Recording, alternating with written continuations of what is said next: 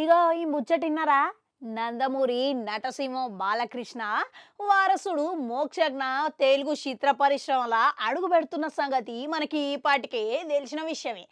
అయితే గీ సైన్మా కోసం అని చెప్పేసి ఇప్పటికే ఒక మంచి టార్గెట్ ఇట్లా అనుకున్నారంట.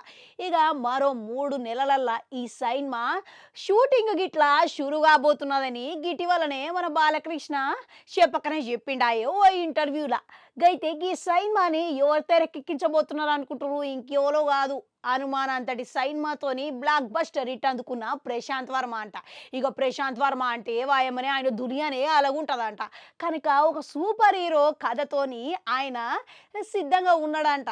మళ్ళా ఆ సూపర్ హీరో కథ విషయానికి వస్తే అసలు కథ ఏవై ఉంటుందా అని ఆలోచిస్తే గినక ఒక లీక్ అయితే బయటపడ్డది. గది ఏందనంటే మహాభారతంలో అభిమన్యుడు పాత్ర ఉంటుంది చూడురి, దాన్ని స్ఫూర్తి తీసుకొని కథని అల్లిండంట మన ప్రశాంత్ వర్మ. బా భలే ఉన్నది కాదు కథ. పాయింట్ అయితే మస్తు రసవత్తరంగా అయితే ఉన్నది.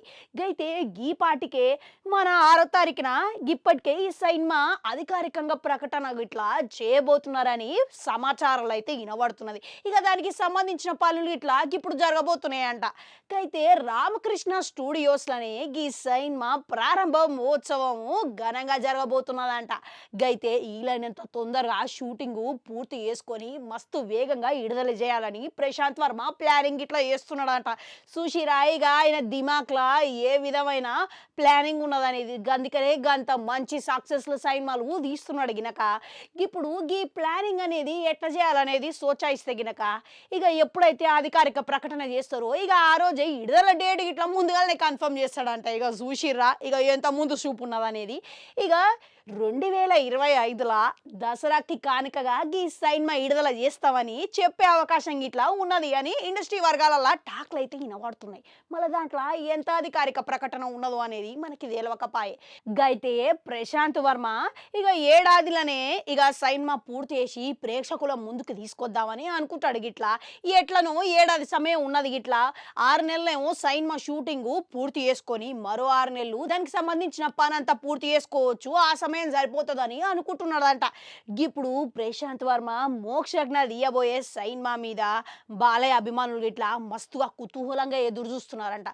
అంతేకాదు ఇండస్ట్రీ వర్గాలలోకి వెళ్ళి ఇట్లా మోక్షజ్ఞ తెరంగేట్రం గురించి ప్రత్యేకమైన దృష్టి పెట్టిరనే మాట అయితే వినబడుతున్నది.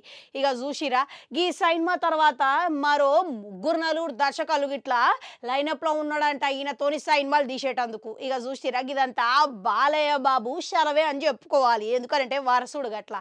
ఇక ఆయనకు అంత పేరున్నది గినక ఇక గా రేంజ్లా పని జరుగుతున్నది అనేది అర్థం చేసుకోవచ్చు.